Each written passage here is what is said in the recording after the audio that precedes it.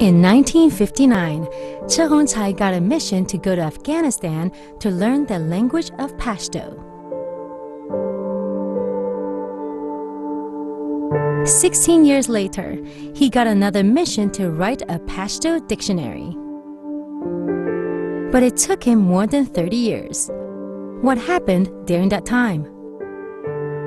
Mission in Words, coming next on CCTV News.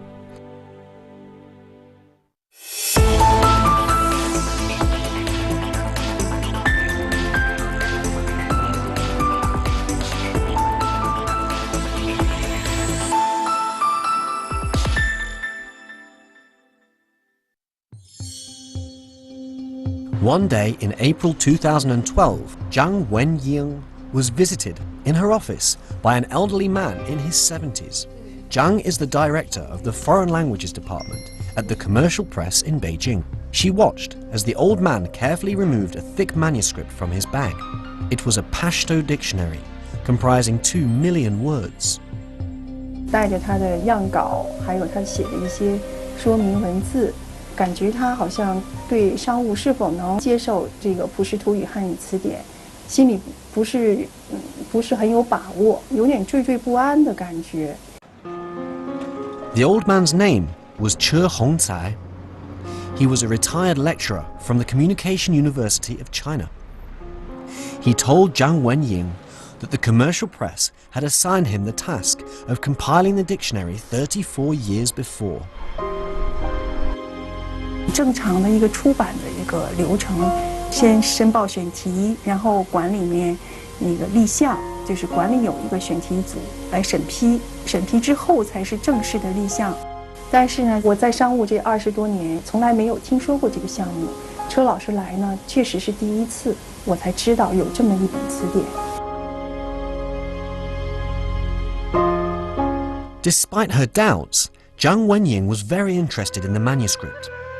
Pashto is now one of the official languages of Afghanistan and Pakistan by some 30 million people. Afghanistan was very much in the news at the time, and yet no Pashto reference book existed in Chinese. A Pashto dictionary would prove invaluable for China in its diplomatic efforts.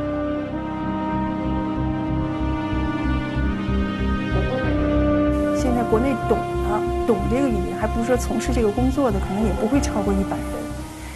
那么就是说，在这些懂普什图语的人里面，他又未必从事这个工作，那就是说他的读者少，然后有能力去编写这个不管是普什图语的教材还是词书的，那就更少。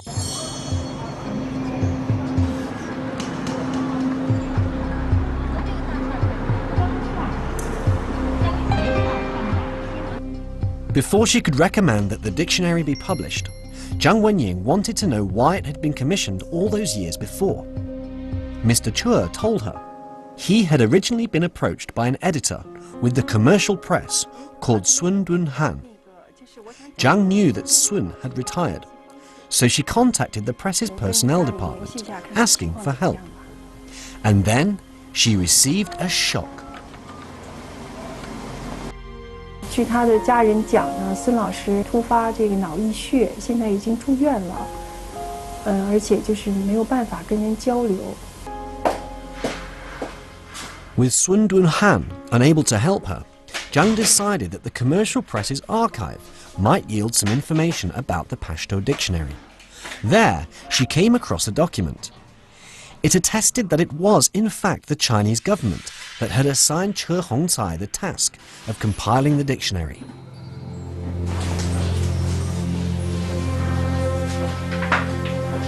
就是75年全国第一次词书规划的一个文件，当时看了一下，里面正好有一本就是普什图语汉语词典。The 1975 plan was the first of two adopted by the central government for publishing foreign language dictionaries. The other was introduced later in 1988. The 1975 plan envisaged dictionaries being published in a total of 160 foreign languages, including Pashto.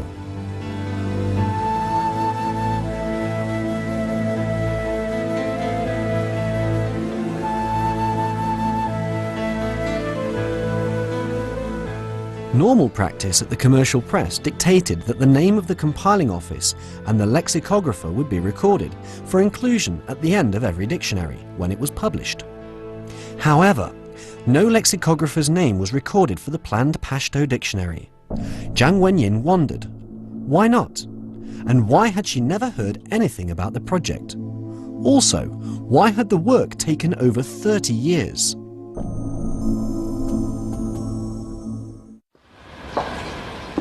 Zhang Wenying decided that the person to answer all these questions was Che Hongcai himself.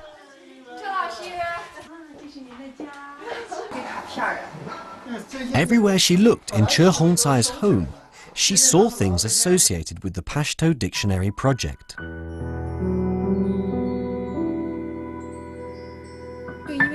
Che had retired from his job as a Pashto teacher 4 years before.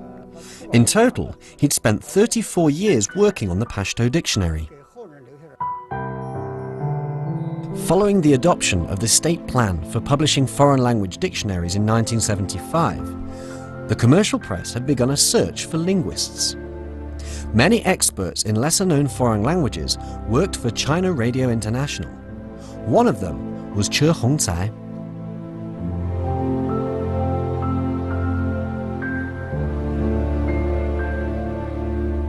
在78年，他们就找到国际广播电台，也讲了这个会议的精神，就是我们今后要开展第三世界国家的工作。这样的话呢，一本词典的编写词典的意义很重要。当时大家一致的认为，应该接受下来。 But why had Che Hongcai decided to learn Pashto in the first place? His answer took Zhang Wenying by surprise.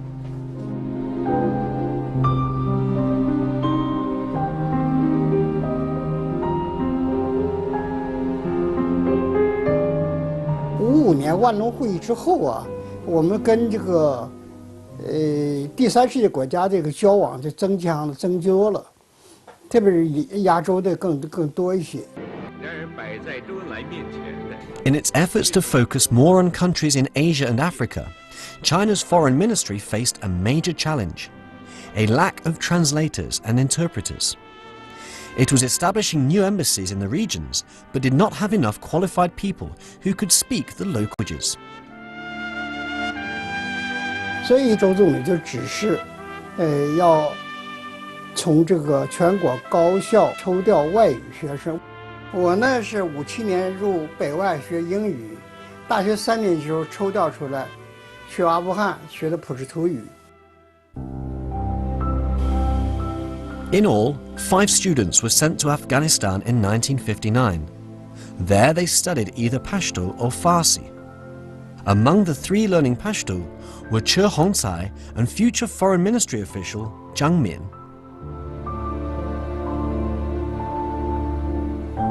这是一本杂志，叫《喀布尔杂志》，是阿富汗普什图语学会的机关刊物，是1959年，这一期。这个杂志的主编呢，是我们的普什图语老师之一，所以就向我们提出来说，在他的杂志上呢，要刊登我们3个学普什图语的人的照片，做一个简讯来刊发出来。这是。 车老师，这是我，这是我们另外一个同学，我们3个人。简讯意思就是什么？我们对这个3个学普什图语的学生，表示欢迎，并且预祝他们，学习取得巨大成功。Che Hongcai was 23 at the time. For 3 years, he and his 2 Chinese colleagues did without a vacation. They applied themselves to their studies and became fluent in Pashto. Che also gained a profound understanding of the local Afghan culture.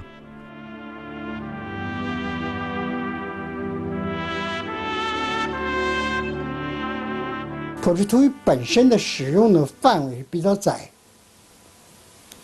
充其量使用普什图语人3000万人口，比北京的人口稍微多点儿。但是它的作为一个独立的国家的一个国语，它的一个官方语言之一，不能简单从人口、人数、小语种、什么非通用语这样来看它，它的政治意义很不同的。In 1963, Che Hongcai was sent to work for China Radio International's new Pashto service. At the time, he was on the official diplomatic reserve list. He was later appointed as a lecturer in Pashto at Beijing Broadcasting Institute, now the Communication University of China. He taught 2 groups of graduates before the Cultural Revolution interrupted university education.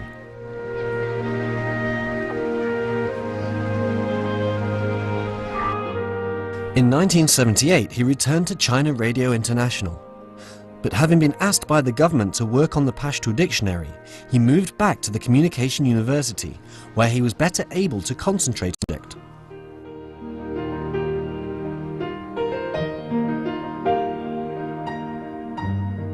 他们那就给我们提供一个办公室。另外呢，我说我一个人呢编词典还不行，我要在我的毕业生里边有改行的，我想借调一个。学校当时就同意了，说我们可以出借调函，这样我就推荐了宋强民。Song Qiangmian had been among Che Hongcai's first group of students. He'd come to study at Beijing Broadcasting Institute in 1963. The photograph shows Che Hongcai and Song Qiangmian together. Che was 42 at the time and Song 37. 我们当时没有电脑，只有那个打字机。编一本词典，它有个经常的需要增加新的词啊，或者删掉词啊。如果写到本子上，那就很不方便，不能动的。用卡片来积累资料，这样它便于编排。但是卡片很贵的，从街道的小厂子，它有下脚料，给我们把它按照我们的卡片的要求切成大小是基本上是10乘13厘米这么个卡片。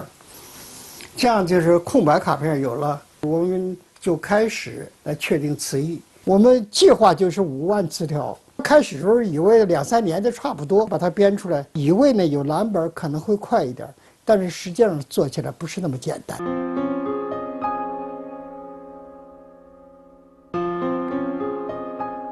The reference work he mentions was a Russian Pashto dictionary obtained by the commercial press in the Soviet Union. It was a vital aid for Che and his colleague, since no suitable language tools existed in Chinese. 这个就是一个蓝本的词典，他们已经翻译成汉语了。这个呢，它是从俄语翻译过来的。俄语词要一词多义，有好多意思。它这个意思里边，它汉语译出来以后呢，普什图语没有这个意思。有的呢，俄语转了译了，它也是照这个就都不能表示原来普什图语和汉语之间关系。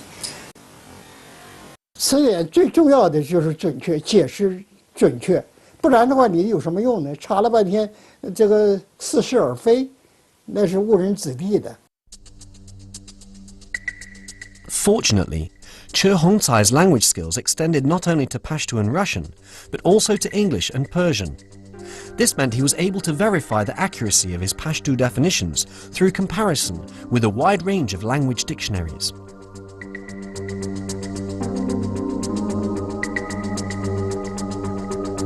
这样情况就是几种语言的比较之后，我才确定这个蓝本上这个词哪个词没有，哪个对的，哪个解释不对的。所以比我们开始就想的呢慢得多，有大概将近4年吧，我们就完成10万张卡片。10万张卡片，也就是这本词典70%。孙中汉呢，开始比较密切，次数比较多，经常过来。到后来呢，因为词典在进行，也没有更多的提出要求，他就来的次数少一点。但是呢，每年都要过问几次。速度怎么样啊？有什么问题没有啊？有困难没有啊？这样的情况他也挺关心的。英语和法语的，其中。Having taken 4 years completing 70% of the Pashto dictionary, Che anticipated the whole project would be finished in another year or 2. Yet it would be 3 decades before he presented the completed manuscript to the commercial press. Why did it take so long?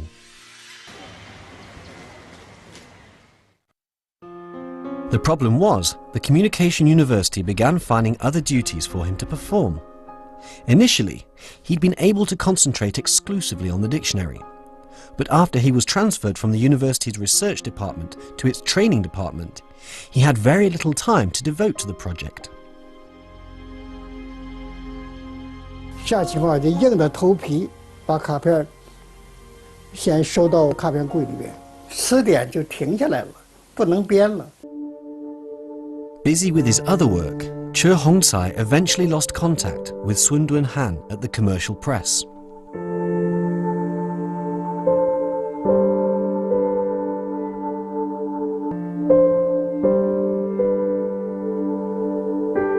宋强明也没办法，那就先停下来了，就是跑电台去帮帮忙什么的。我现在就在这上补，完了以后回头最后的再说。他就说你在你那个最原始那个材料里看一看。 Xue Ping has spent the past 20 years helping her husband with the dictionary. Her main task has been to sort out the word cards. The couple still recall with dread the time when many of the cards were destroyed.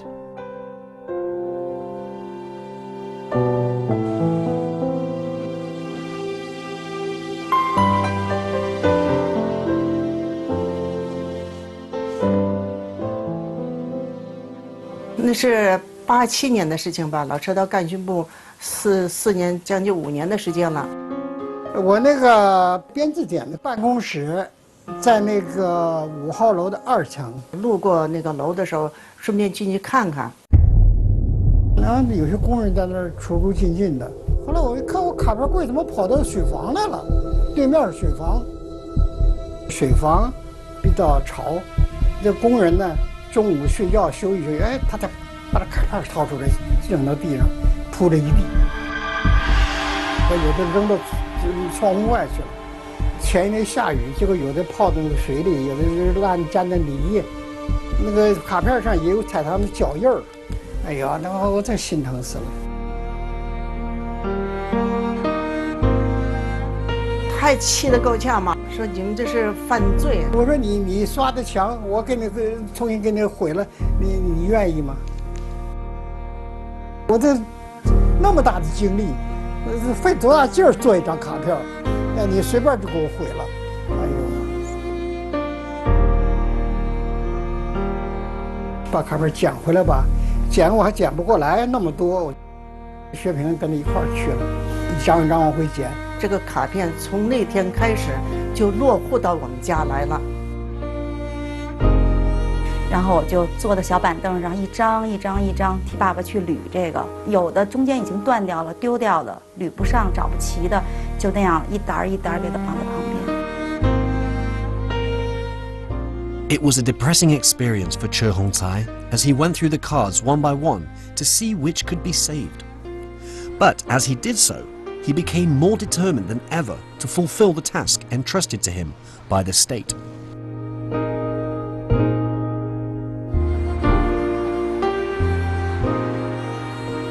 那时候，先整理卡片，卡片呢，我原来丢过一些，我就查对哪些丢了，能补做，然后，逐渐的把它补起来。另外呢，就是卡片它这个都编号的，办公室有那个就是复印机了，我把卡片让它按照号把卡片排成一张纸一张纸这么复印，就是别再丢。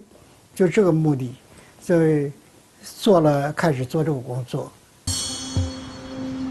In 1989, the Foreign Ministry contacted the Communication University with a request. They needed people who spoke both Pashto and Russian to serve in the Chinese embassy in Pakistan. They asked for Che Hongcai. The 53-year-old was happy to accept.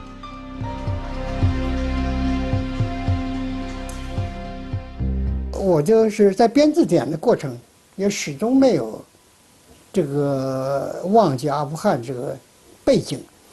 我编字典本身就是跟这个一直在连的。我这个到使馆工作，实际上是对我外语的一个恢复，也是呢为我编字典也是个准备。如果我普什图语再讲不起来，我还编什么字典？ And so he went to Pakistan. He was excited at the prospect of integrating himself into a society that was strongly influenced by the Pashto culture. He learned to drive and underwent training as a diplomat. 我也看一些过去的发的报啊，什么那使馆的工作跟国内联系主要靠电报，那是密电，这个另外有一些大事记，是不是这些东西？还有这个熟悉阿富汗的情况，属于巴基斯坦外交情况，这样。In the year 2000, when he was 64 and retired, Che Hongcai received some bad news. 家人走了，去世了。哎呦，我是没有思想准备。 The death of his former collaborator focused Che's mind on the need to complete the dictionary. 一大堆卡片儿堆在那儿，那将来不好弄不好就一堆废纸，不是我一个人的劳动成果，那是好多人的劳动成果，我不能把它作废呀。In the same year, representatives came from China Radio International to talk to him. 我们现在是青黄不接了，这个现在呢，你们培养的学生，63年和64年的学生，最小的已经是54岁了，再过6年就全班退休。Che was convinced there was a need to train more Pashto translators and promote the use of the Pashto language in China. He approached Jiang Min, who'd studied with him in Afghanistan, and together they decided to inaugurate a course for teaching Pashto. 我们当时还上课的时候，都是老师在黑板上写教材、抄课文，我们在抄在本子上，都没有现成的东西。Che Hongcai and Jiang Min combined giving lessons with writing textbooks. For the first time since its founding in 1963, the Pashto department at the Communication University had formal Pashto language textbooks. But still, the students lacked something they desperately needed: a Pashto dictionary.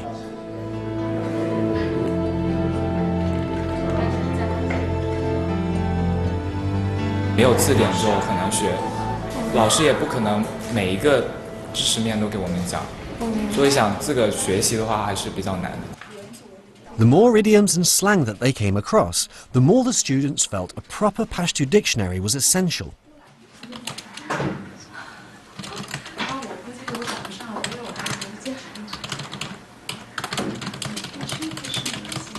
口语现在我们比较翻译方面的短板哈，就是平时那搞得生活化一点的，搞得翻起来就比较费劲。因为这个字典一直没有工具书，缺乏的话，对工作影响其实还是很大的。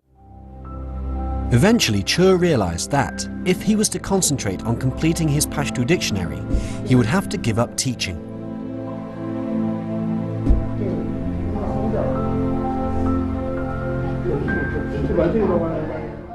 He also needed to work faster. And so, at the age of 72, he learned to use a computer. 初期电脑经常崩溃，早些年就是整天白干的，然后最开始忘了存盘子，或者说中毒了，整个电脑系统完全崩溃了，就根本就恢复不起来的那种的。普什图语它是从右往左写的，然后咱们汉语是从左往右写的。它那个输入法跟中文再弄在一起的话，经常就会乱七八糟。就是你哪个键如果没摁好了，整个全乱了，然后你就得从头来。所以经常这个1个小时、半个小时也做不了几条。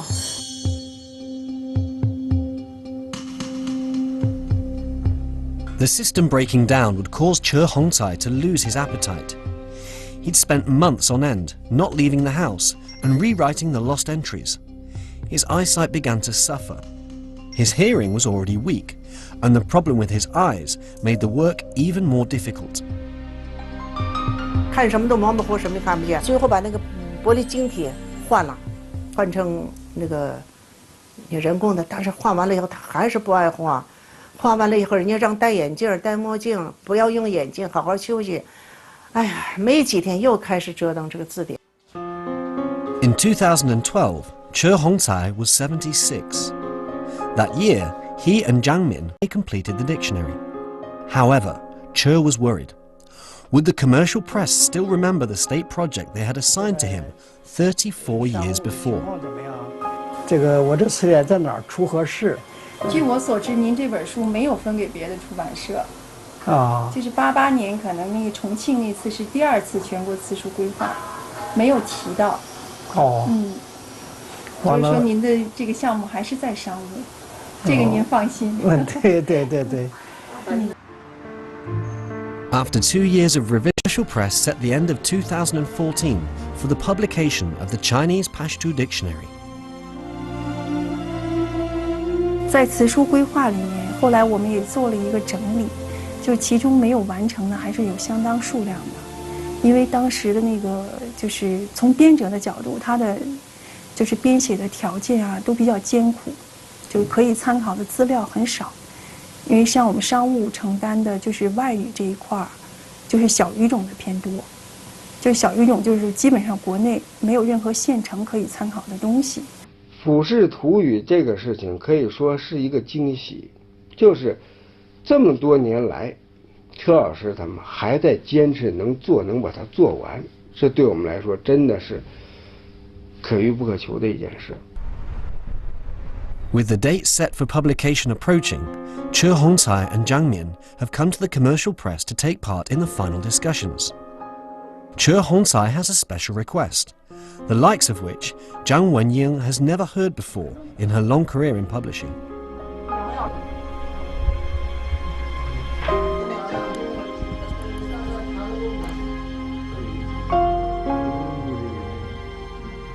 车老师一再的跟我说，一定要在出版的时候，就是宋强民老师的名字一定不要打黑框。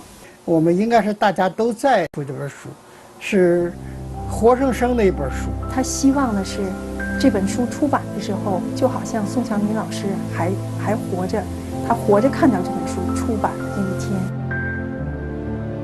Che Hongcai had started work on the Pashto dictionary in his early 20s and completed it when he was nearly 80. In the course of 36 years, he'd spent virtually every one of the 13,000 plus days writing word cards and entries. In all, the dictionary comprised more than 2 million words.